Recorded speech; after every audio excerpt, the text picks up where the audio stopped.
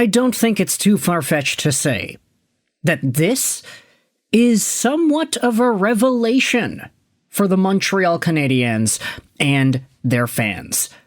Now, I know you're not going to see that right away based off of this article that was posted on NHL.com 2 days ago. July 29th, 2025, posted by NHL themselves. There's a variety of writers that contributed to this piece right here, but it's the NHL's Super 16. Golden Knights Hurricanes climb the power rankings after off-season moves. Plain and simple, this is the NHL's power rankings for what is essentially the end of July, start of August in 2025. And while it's true we don't have any hockey games to go off of, there are enough news stories, signings, transactions, and more that can give us a narrative as to who's hot and who's not.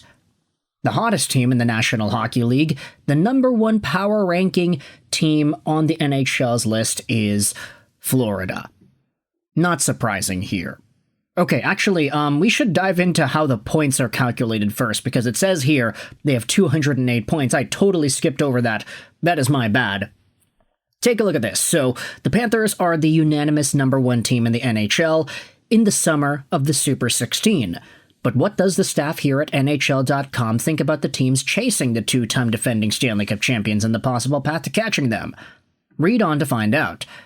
To come up with the Super 16, the 13 voters this week put together their own version of what they think the rankings should look like, and a point total was assigned to each, with the team selected first given 16 points, second 15 points, third 14 points, and so on.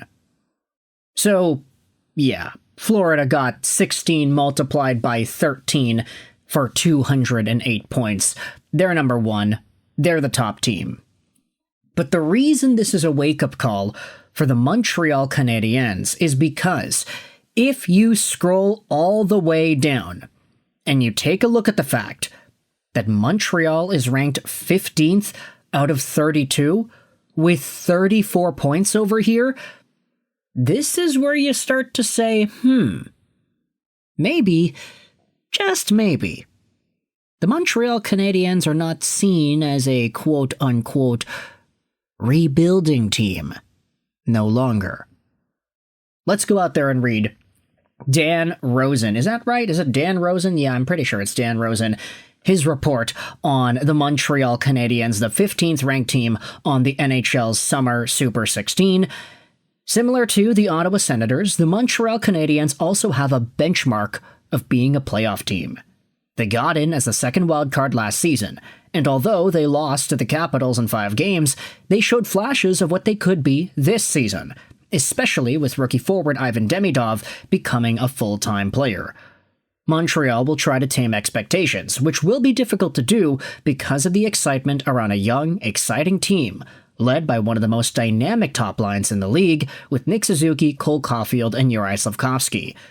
The addition of defenseman Noah Dobson in a trade with the Islanders is only fueling optimism and expectations. So too is the thought of what Lane Hutson might do for an encore. The 21-year-old defenseman won the Calder Trophy as the league's top rookie last season, when he had 66 points in 82 games. For the first time in a long time, the Canadiens will have some pressure to live up to expectations. How they can handle that will determine how quickly they can take the next step to become a team that can win in the postseason. And I think that's the biggest thing that Habs fans have to realize at this point. For the first time in a long time, the Canadiens have some pressure to live up to. And while it is true, you can look at the Habs from last year and say, hey, they had no expectations, they absolutely surpassed whatever reasonable thoughts people had about this team. They were at a 2% chance of making the playoffs in December, and they ended up making it because of some clutch goal scoring with Laine and some really good winning streaks. Montreal had all the power in the world. They just rode the momentum and they made the playoffs. Well, here's the thing. Now that the team is getting better, now that the team is getting older, and now that there are some talented pieces in play that we did not see too much of last year, like Ivan Demidov, now like Noah Dobson, there is a very reasonable level of expectation that is being placed on Montreal. And it's why the folks on NHL.com are going out there and saying that, hey, for the first time in years, Montreal can reasonably be seen as one of the top half teams in the NHL. This was expanded upon even more on a tweet by Michael at Demidov Habs on Twitter. The question was posted by Bar Down, asking, are the Montreal Canadiens a playoff team this upcoming season? And written out are the lines over here: Caulfield, Suzuki, Slafkovsky, Laine, Newhook, Kapanen, Bolduc, Doc, Demidov, Gallagher, Evans, Anderson. I think a lot of the lines are not really, placed in the right spot, but this is what they showed. On defense, you've got Gooley, Dobson, Hutson, Struble, Matheson, Carrier, and then in goalies, you have Montembeault, Dobesh, and Kakinen. This is really not presented properly, but then again, it's a graphic. They're not going out there and showing the lines in order. But the tweet from Demidov Hab says, I don't see a world in which the Montreal Canadiens don't improve, bearing any injuries. They're adding Ivan Demidov for a full year. They're adding a top 20 D-man in Dobson. And they're adding a young potential 20-goal scorer in Bolduc. Laine will also be healthy for a full season. The young guys may also improve. So that, I think, is the biggest thing. It's going to boil down to injuries and health. Laine getting hurt at the beginning of the season last year really put a big roadblock into the goal scoring for Montreal in 24-25. Hopefully, knock on wood, he's able to have a full off-season's worth of training and really get back into gear in this $8.7 million year that he has got. Obviously, you want the big three, Caulfield, Suzuki, Slafkovsky, to stick around and play all the games. Bolduc had 19 goals last year in St. Louis as a middle to bottom six guy. If there's a world where he gets some top six time, I could definitely see Bolduc taking a step. And then for Lane Hutson, I think honestly it's more dependent on Hutson than it is on Dobson or Gooley, because for Hutson, there is already a level of expectation that he has because of how well he had played in this first season. But that's the thing. That was his first season. We know the sophomore slump exists, and we know that players genuinely go through it. Not because they all of a sudden suck 1 year after, but because when Lane Hutson suited up for the Canadiens this most recent season, he was the new guy, quite literally. After 1 year of NHL play, other teams and other coaching staff will be able to say, okay, now we're playing Montreal. Here's a whole bunch of Lane Hutson tape from last year that we can now refer to that we didn't have access to a year ago because he was new.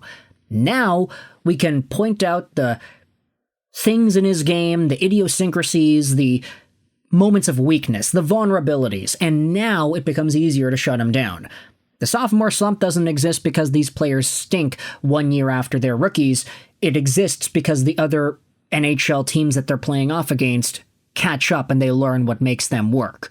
So for Lane Hutson, it's going to be all about how he adapts to that for next season and whether or not that's able to manifest as a number one power play option for the course of 25-26. So with all this in mind, I want you to let me know your thoughts in the comment section below about Montreal being named one of the best 16 teams in the National Hockey League in the power rankings right here throughout the summer. What are your thoughts on Montreal and whether or not their expectations are really going to swallow them whole? Are they going to step up to the task? Or is this setting up everybody for disappointment?